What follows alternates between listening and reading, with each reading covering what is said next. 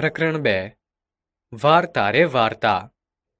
આ વાર્તામાં કરુણાશંકર ગુરુજી બાળકોમાં સર્જનાત્મકતાને પ્રેરિત કરવા માટે વાર્તા રજૂ કરે છે. તેઓ એક મજેદાર વાતાવરણ બનાવે છે જ્યાં બાળકો વાર્તાને આગળ વધારવા માટે પોતાની કલ્પના શક્તિ અને લેખન ક્ષમતાનો ઉપયોગ કરી શકે. ગુરુજી એક હાથીની વાર્તા શરૂ કરે છે અને આ નાનકડી શરૂઆત બાળકોના મનને પ્રોત્સાહિત કરે છે અને તેઓ ઉત્સાહપૂર્વક વાર્તાને આગળ વધારવાનું શરૂ કરે છે. બાળકો બોલી ઉઠ્યા, વાર્તા રે વાર્તા. કરુણાશંકર ગુરુજીએ કહ્યું, તો ચાલો આજે આપણે એક નવી વાર્તા કરીએ. હું વાર્તા શરૂ કરીશ અને પછી વચ્ચેથી છોડી દઈશ. જ્યાંથી છોડી દઈશ ત્યાંથી તમારે એ આગળ ચલાવવાની. ગુરુજીએ વાર્તા માંડી. એક હતો હાથી, મસ્ત અને જબરદસ્ત. ગાઢ જંગલમાં એ રહેતો. ઉનાળાનો બપોર હતો. હાથી તાપથી શિયાવિયા થઈ ગયો. આંખો બંધ કરી એણે છાયાની ઠંડક માણી. ઘડી બે ઘડી પછી એને ટાઢક વળી. આંખ ઊંઘાડીને એણે જોયું તો આંબા પર લૂંબે ને ઝૂંબે કેરીઓ લચી રહી છે. હર્ષદે વાત ઉપાડી લીધી. હાથીએ હળવેક રહીને સૂંઢ ઉચકી ડાળીએથી કેરીઓ તોડતો જાય અને મોંમાં મૂકતો જાય. અને કેરી પણ કેવી રસદાર અને કસદાર, ખટમધુરી અને મોંમાંથી પાણી છૂટે તેવી. હાથીની તરસ છીપી અને એને કોઠે ટાઢક વળી. હાથી ખુશખુશાલ થઈ ગયો.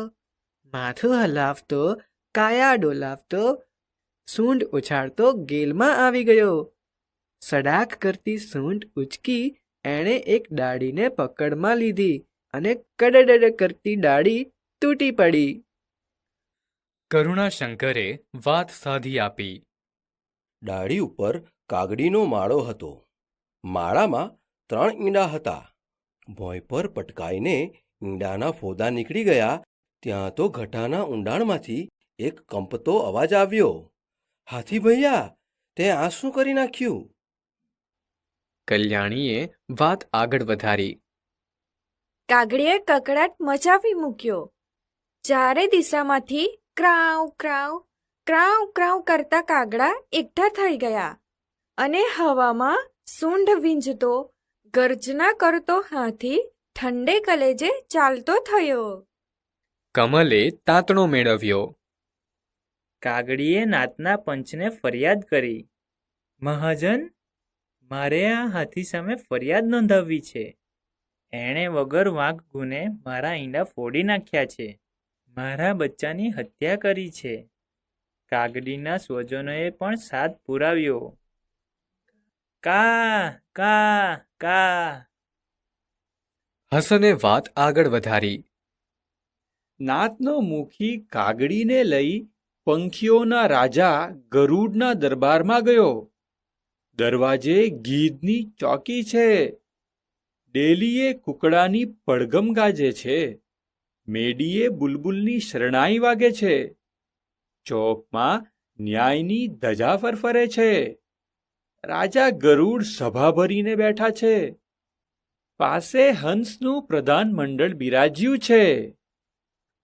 પ્રધાન મંડળે કાગડીની ફરિયાદ સાંભળી ચુકાદો જાહેર થયો. ગુનેગાર હાથીને દેશવટો આપવામાં આવે.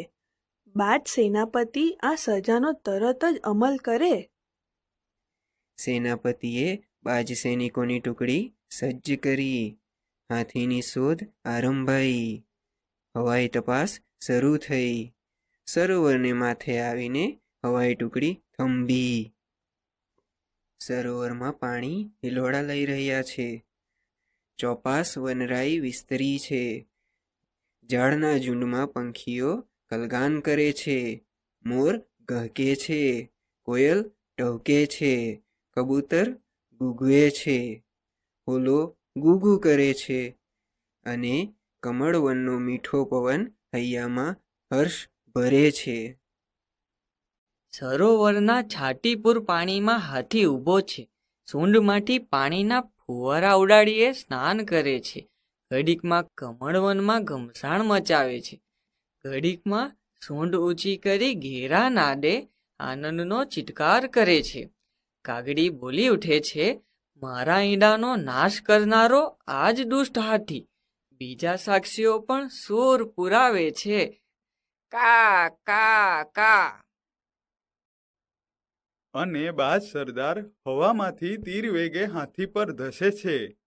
એની પીઠ પર તીણી ચાંચનો જોરદાર ઘા મારે છે. હાથીના રંગમાં ભંગ પડે છે. એ છળી ઉઠે છે. ત્યાં તો બાજ ટુકડી એના પર ચારે બાજુથી હલ્લો કરે છે. ધમ પછાડા કરતો હાથી પાણીમાંથી બહાર નીકળે છે. ઊંચી સૂંઢે અને ઊભી પૂંછડીએ નાસવા માંડે છે. બાજ સેના પીછો પકડે છે. સામે માર્ગ ખુલ્લો છે, પાછળ બાજ સેનાનો હલ્લો છે. હાથીને કશો સહારો નથી, બચવાનો એકે આરો નથી. દોડ્યો જાય છે, હાફળો ફાફડો દોડ્યો જાય છે. હિંમત એકઠી કરીને દોડ્યો જાય છે, અને પાછળ દે માર કરતી બાજ સેના આવી રહી છે. લીલોડા વનની હદ પૂરી થાય છે. સામે ડુંગરની આડી દિવાલ ખડી છે. ડુંગરની પેલી બાજુ વેરાન છે. ડુંગરની સાંકડી ઘાટીમાંથી હાથી બહાર નીકળી જાય છે, અને આમ હાથી હદપાર થાય છે. હાથી ભૈયા, તને આ શું સૂઝ્યું? રોજ સવાર સાંજ પેલા આંબાની ઘેરી ઘટામાંથી એ દર્દભર્યો અવાજ આવતો હતો. એ અવાજ ધોળી કબૂતરીનો હતો. હાથીની એ ધર્મની બહેન હતી. ભૈયાએ કરેલા અપરાધથી એ ગમગીન હતી. એની હદપારીથી એ બેચેન બની હતી. એ હર ઘડી મૂંગું મૂંગું કલ્પાંત કરતી હતી.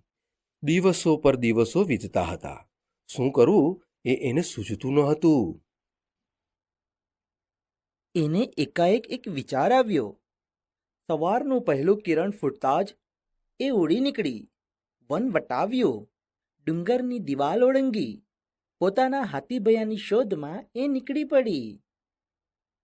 આકાશમાં ભાગ્યે જ કોઈ ભૂલ્યું ભટક્યું પક્ષી નજરે પડે છે. ધરતી પર ભાગ્યે જ કોઈ પ્રાણી આંખે ચડે છે. નાના નાના ઝાડવાથી ધરતીના છેડા સુધીનો આખો પટ છવાયો છે. એકાદ આછું પાતળું ઝરણું વહી રહ્યું છે. આખા વેરાન પટમાં એ એકલી જ આંખ ઠારતી લીલી પટ્ટી છે. એ પટ્ટીના ઝાડવાના આછા અધૂરા છાંયડામાં હાથી શરીર સંકોચીને પડ્યો છે. પોતે કરેલા પાપનો એને પસ્તાવો થાય છે. એને કોઈકની પાંખોના ફફડાટનો ભાસ થાય છે. એ ઘેનમાંથી જાગે એ પહેલા જ એક ધીમો મીઠો અવાજ એના કાને અથડાય છે. હાથી ભૈયા. એ આંખ ઉગાડીને જુએ છે તો સામે કબૂતરી આવીને એની સૂંઢ પર બેસી ગઈ છે. આશ્ચર્યથી અને આનંદથી એ બોલી ઉઠે છે, કોણ? મારી કપૂરી બહેન. અને એની આંખમાંથી બોર બોર જેવડા આંસુ સરી પડે છે. કબૂતરી કહે છે, ભૈયા, આનંદના આવેગમાં તું ભાન ભૂલ્યો, ન કરવાનું કરી બેઠો. તારે મન તો હસવું હતું, પણ પેલી બિચારી કાગડીના ઈંડાનો ઘાણ નીકળી ગયો. હાથી કહે છે, બહેન, જોરના તોરમાં હું વિવેક બોલ્યો. હસવામાંથી ખસવું થઈ ગયું. આજે એનો મને ખૂબ પસ્તાવો થાય છે. હે બહેન, કાગડી મને માફી આપશે? કબૂતરી કહે છે, તારા પાપનો તને પસ્તાવો થયો છે.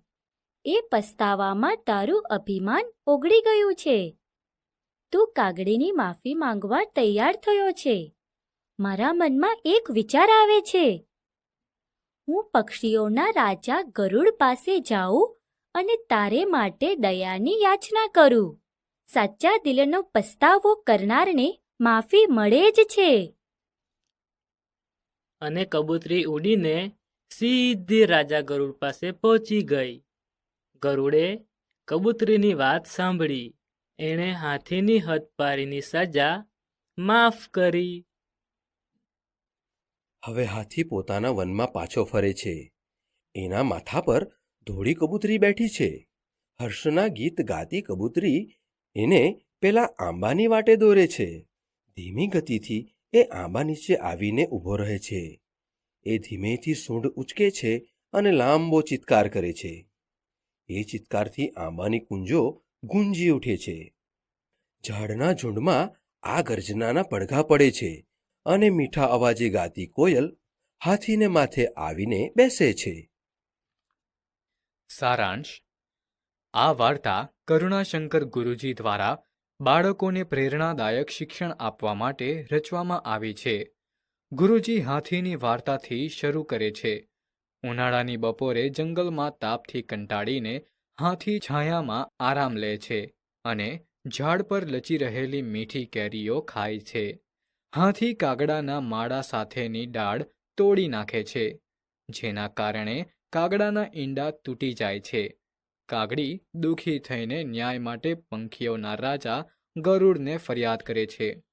ગરુડ હાથીને દેશવટાની સજા આપે છે. હાથીની ધર્મબહેન ધોળી કબૂતરી હાથીને પસ્તાવા અને માફી માટે પ્રેરિત કરે છે. કબૂતરી રાજા ગરુડ પાસે દયાની યાચના કરે છે. ગરુડ હાથીને માફી આપે છે અને હાથી જંગલમાં પાછો ફરે છે. આ વાર્તા બાળકોને નૈતિક શીખ આપે છે કે માનવતા, પસ્તાવો અને માફીની ભાવના જીવનના મહત્વપૂર્ણ અંગો છે.